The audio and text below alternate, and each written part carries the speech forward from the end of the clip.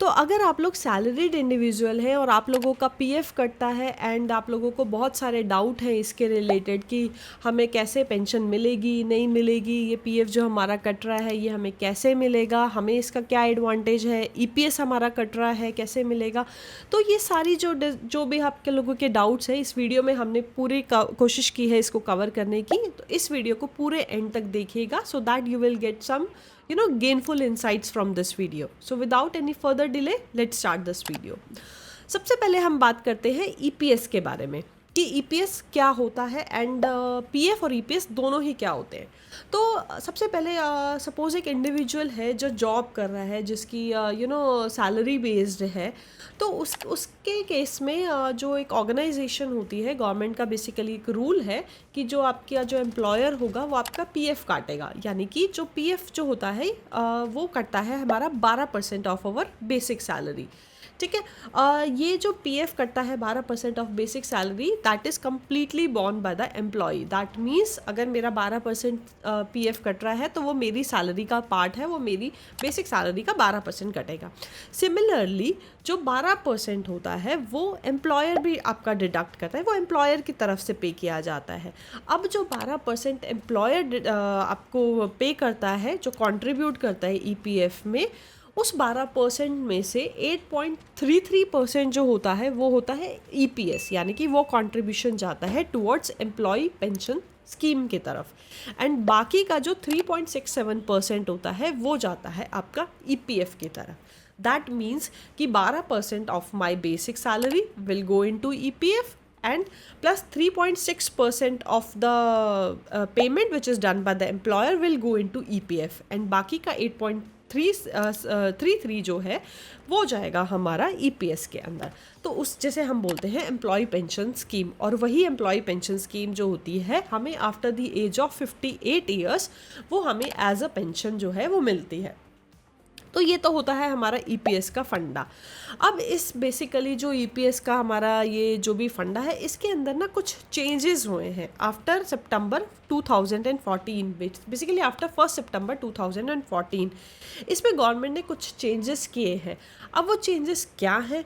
वो चेंजेस ये हैं कि बेसिकली अगर किसी भी एम्प्लॉय ने कोई ऑर्गेनाइजेशन ज्वाइन की है आफ्टर 1 सितंबर 2014 एंड अगर उसकी बेसिक सैलरी जो है वो 15,000 से ज़्यादा है तो that employee is not eligible for the benefits of EPS. उसे ईपीएस के बेनिफिट्स का कोई भी बेनिफिट नहीं मिलेगा। अब बेसिकली क्या इसमें सबसे बड़ा प्रॉब्लम क्या है? जो इंडिया में 70 to 80% कंपनीज़ हैं उन्हें ये नोटिस भेजा गया, लेकिन उसके बाद भी कंपनीज़ ने इन्हें समहाउ फॉलो नहीं किया, या फिर यूँ कहिए कि आधी कंपनीज़ के पास में इसकी नॉलेज ही नहीं है, आधी कंपनीज़ जो है वो अभी भी डिडक्ट कर रही हैं। इससे सबसे बड़ा जो इसका डिसएडवांटेज है वो ये है कि कई जो कंपनीज़ हैं, कई जो एम्प्लॉयर्स हैं वो क्या कर रहे हैं कि कोई एम्प्लॉय ने सपोज़ 1 सितंबर 2016 को ज्वाइन किया, या फिर 1 जनवरी 2016 को एक एम्प्लॉयर को ज्वाइन किया, एक ऑर्गेनाइजेशन को ज्वाइन किया, तो आइडियली वो एम्प्लॉय जो है अगर उसकी सैलरी जो है बेसिक सैलरी 15,000 से ज़्यादा है तो that employee is not eligible for EPS contribution.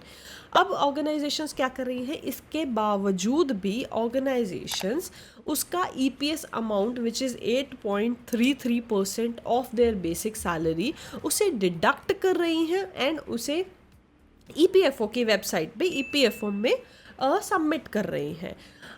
अब आप लोग सोचेंगे कि हाँ, तो अगर कर भी रही हैं तो क्या हुआ, वहीं पे पैसा ही तो पड़ा है, हमें उसका इंटरेस्ट मिल जाएगा या हम उसको विड्रॉ कर लेंगे।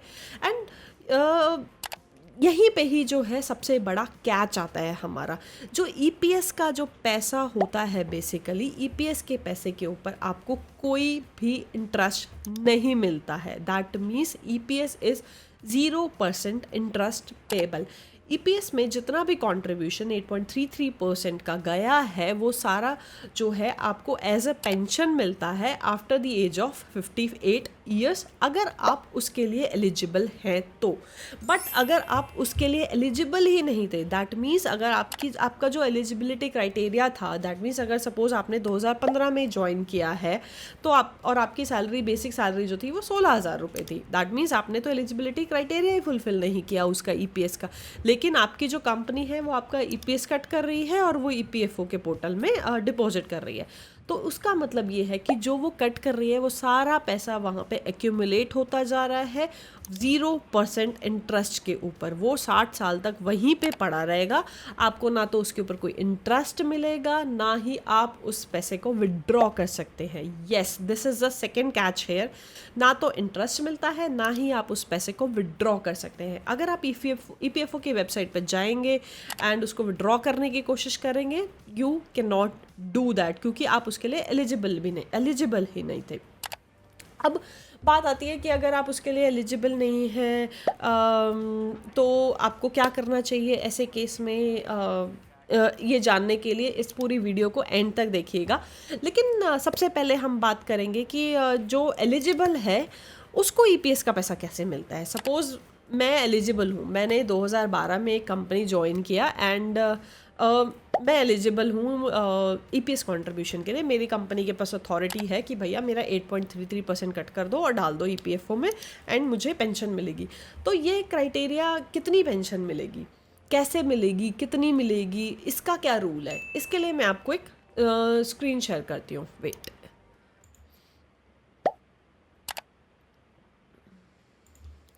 ओके। सो बेसिकली ये आपको मेरी स्क्रीन पे दिख रहा होगा एक formula to calculate the EPS pension. तो अगर मैंने सपोज जो मंथली पेंशन जो मुझे 58 ईयर्स के बाद मिलेगी, that will be my pensionable salary into pensionable service divided by 70। यानी कि जो मेरी पेंशनेबल सैलरी कितनी होगी, यानी कि पिछले 5 साल की, यानी कि 60 महीने की जो एवरेज सैलरी होगी। फॉर एग्ज़ाम्पल मैंने 55 ईयर्स तक का जॉब किया, ठीक है, तो 55 ईयर्स तक की जॉब में 50 से 55 ईयर्स यानी कि 50 से लेके 55 साल तक की जो मेरी बेसिक सैलरी होगी उसका जो एवरेज बनेगा वो होगी मेरी पेंशनेबल सैलरी इनटू में पेंशनेबल सर्विस, यानी कि मैंने कितने साल काम किया। सपोज़ मैंने 2020 में अपनी जॉब स्टार्ट की एंड मैंने 2040 तक या 2055 तक किया, तो दैट मीन्स 25 साल मैंने जॉब की। सो दैट मीन्स 60 महीने की मेरी सैलरी होगी जितनी भी, इनटू में 25 डिवाइडेड बाय में 70। यहाँ पे मैंने आपको एक एग्जांपल भी दिया है, this is just a basic example कि सपोज़ किसी की इतनी 15,000 निकल रहे, 20 निकल रहे, डिवाइडेड बाय 70, तो ये जो अमाउंट निकलेगा ये होगा हमारा पेंशनेबल अमाउंट। अब इतनी जो है हमें इसमें पेंशन मिलेगी। ये तो अब बात हो गई उन लोगों के लिए जो पेंशन के लिए एलिजिबल है। अब एक दूसरी चीज़ और आती है कि क्या क्राइटेरिया क्या होता है इसका, कि कौन कौन लोग हैं जो कि एलिजिबल हैं पेंशन के लिए। बेसिकली सबसे पहली बात तो ये कि आपको मिनिमम 10 साल की सर्विस जो है करनी होगी, तभी आप ईपीएस के लिए एलिजिबल होंगे। और आपको जो है पेंशन जो है after the age of 58 years ही मिलेगी। एंड अगर आपको 58 ईयर्स से पहले जो है पेंशन लेनी है तो दैट मीन्स आप 50 साल के बाद में पेंशन लेना स्टार्ट कर सकते हो। लेकिन 50 to 58 ईयर्स जो भी आपका अमाउंट बन रहा था पेंशन का, उसमें से 4% डिडक्शन हो जाएगा। Okay, that is another thing. अगर आप लोग मतलब ईपीएस जो है, अगर आप लोग मतलब 10 ईयर्स से पहले भी कर लेते हैं, सर्विस को छोड़ देते हैं, तो ऑब्वियसली आप ईपीएस का जितना भी अमाउंट है उस टाइम पे उसको विड्रॉ करा सकते हैं। तो ये तो है हमारी एलिजिबिलिटी पेंशन की, right. First quick summary, basically सबसे पहली चीज़ तो ये कि जिस एम्प्लॉयज़ ने 1 सितंबर 2014 से पहले ज्वाइन किया है और बेसिक सैलरी जो है उनकी 15,000 है या 15,000 से कम है, वो एलिजिबल रहेंगे। 1 सितंबर 2014 के बाद में जिसने ज्वाइन किया है लेकिन सैलरी 15,000 से कम है, वो भी एलिजिबल है फॉर ईपीएस कंट्रीब्यूशन। दूसरी चीज़ ये कि आपको मिनिमम 10 साल की सर्विस करनी होगी, आप तभी आपको 58 ईयर्स की एज पे पेंशन मिलेगी, एंड 50 साल की एज पे भी आप उसको विड्रॉ करा सकते हैं, लेकिन 4% का रिडक्शन रहेगा। एंड आफ्टर 10 ईयर्स के बाद में आप जो है कंप्लीट ईपीएस को विड्रॉ करा सकते हैं। लेकिन जो लोग एलिजिबल नहीं है पेंशन के लिए, वो उस पेंशन को उस ईपीएस अमाउंट को विड्रॉ नहीं करा सकते हैं। अब आप लोग सोच रहे होंगे कि अभी तक तो हम लोगों ने ये सब बात कर ली कि ठीक है, जो एलिजिबल है वो ये कर सकता है, इतनी उसको पेंशन मिलेगी, इतनी उसको ऐसे ये उसका एलिजिबिलिटी क्राइटेरिया है। तो जो एलिजिबल है ही नहीं उसका क्या? अब सपोज़ कोई बंदा एलिजिबल ही नहीं है, अब उसका एम्प्लॉयर से पैसा जो है डिडक्ट कर रहा है, तो वो अपने पैसे को कैसे निकाले? I think that's a very good question as well. तो अगर कोई भी एम्प्लॉय जो है वो एलिजिबल नहीं है, वो अपने पैसे को विड्रॉ नहीं करा सकता जब तक कि उसका जो ईपीएस का पैसा है वो पैसा ईपीएफ में ट्रांसफ़र नहीं हो जाता, यानी कि पीएफ में ट्रांसफ़र नहीं हो जाता। और इसके लिए आपको अपने एम्प्लॉयर के पास जाना होगा, एम्प्लॉयर को जाके उसको बोलना होगा कि हमारा जो पैसे हैं उसको आप ईपीएफ में कन्वर्ट कर दीजिए। तो जब आप उसको अपने एम्प्लॉयर को बोलेंगे कि आपका कि आप ईपीएस के लिए एलिजिबल नहीं थे एंड आप गलत जो है ईपीएस डिडक्शन कर रहे हैं हमारे अकाउंट से, and you want to convert that money into EPF amount, तो उसके लिए सबसे पहले आपको उन्हें एक फॉर्म 11 भर के देना होगा। एंड फॉर्म 11 में सेक्शन 7 एंड सेक्शन 8 वो भर के देना होगा to tell them that to stop your EPS contribution and convert all the money from EPS amount to your EPF account, so that इससे क्या होगा, एक तो आपका जो EPS के अंदर जो पैसा पड़ा हुआ था, जो कि 0% इंटरेस्ट पे इतने सालों से पड़ा हुआ है, चलता जा रहा है, ना आप उसको विड्रॉ कर सकते हैं, ना आपको इंटरेस्ट मिल रहा है, वो सारा आपके पीएफ अकाउंट में चला जाएगा। एंड पीएफ में ऑलमोस्ट 8% का इंटरेस्ट मिलता है। Just to add on, PF में इंटरेस्ट मिलता है, ईपीएस में कोई इंटरेस्ट नहीं मिलता है। That is also one of the biggest thing to know. और अगर आप सपोज़ एम्प्लॉयर अपना चेंज कर रहे हैं, यानी कि सपोज़ आप एक कंपनी में जॉब कर रहे थे एंड वहाँ पे आपकी एक एम्प्लॉयर ने आपका ईपीएस अमाउंट जो है वो डिडक्ट कर दिया है 8.33% का, एंड सपोज़ वो आपको 50,000 रुपये जो था वो आपका ईयर्स ऑफ सर्विस में वो कलेक्ट हो गया ईपीएस में, और अब आप लोगों ने जॉब छोड़ दी है और आप नई उसमें चले गए हैं, नई ऑर्गेनाइजेशन में। तो उस केस में जब आप नई ऑर्गेनाइजेशन में गए हैं, तो वहाँ पे जब आपको ईपीएफ का फॉर्म भरने के लिए दिया जाएगा, उस फॉर्म में you have to give them form 11 और उसके अंदर section C and D mentioning कि you are not eligible for EPS contribution, so that आपका जो न्यू एम्प्लॉयर है एटलीस्ट वो वहाँ से ईपीएस कंट्रीब्यूशन को स्टॉप करा दे, तो वो करा देगा।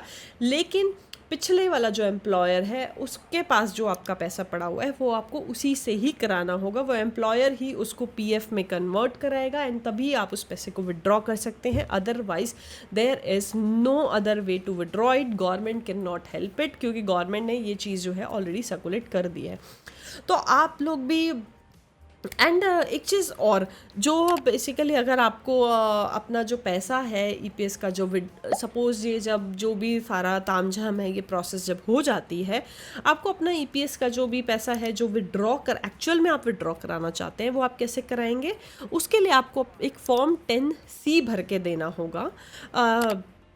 अगर आपकी सर्विस जो है लेस देन 10 ईयर्स है, यानी कि अगर आपने 10 साल से कम हुए हैं आपको जॉब करते हुए एंड आप चाहते हैं कि आप अपना ईपीएस का सारा पैसा जो है विड्रॉ करा लें, आपको पेंशन नहीं चाहिए, आप फॉर्म 10C भरिए, आप सबमिट कीजिए and you will get the refund amount.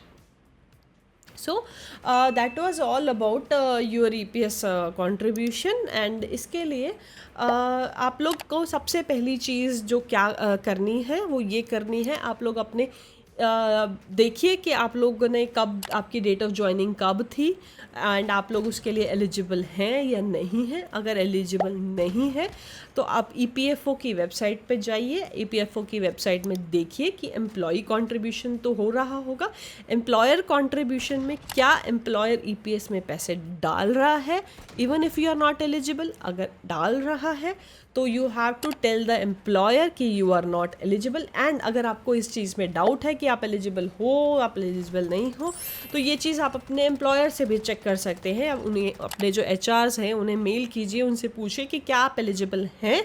अगर हैं, अनडिडक्ट कर है, वेल एंड गुड। नहीं है अगर आप एलिजिबल, उस पैसे को कन्वर्ट कराइए इनटू, ट्रांसफ़र कराइए into EPF amount and get the interest of 8%। Because अगर आप उसको नहीं ट्रांसफ़र कराएंगे तो आप ईयरली 8% का इंटरेस्ट उसके ऊपर लूज़ कर रहे हैं।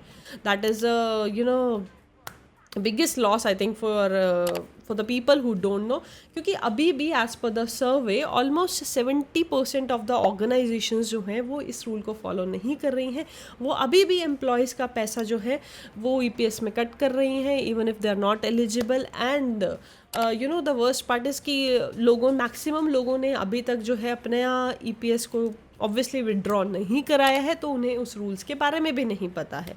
जब वो विड्रॉ कराने जाएंगे then only they will get this information, and तब तक बहुत लॉस हो जाएगा। आप लोगों का इंटरेस्ट ऑलरेडी लूज हो चुका होगा। तो better to take action now and see yourself whether आपकी ऑर्गेनाइजेशन अगर डिडक्ट कर रही है तो इज़ इट राइट और is it wrong. So I hope you find this video useful. अगर आपको थोड़ा सा भी लगा हो कि इसमें आप you have gain some useful information, then please do like this channel, do like, share and subscribe this channel, so that हम भी थोड़ी रिसर्च और करें एंड आपके लिए ऐसी यूज़फुल वीडियोज़ जो है बनाते रहें, जिससे कि you'll get some financial knowledge, you'll get some good knowledge as well. So stay tuned with us for more such information. Thank you so much for joining.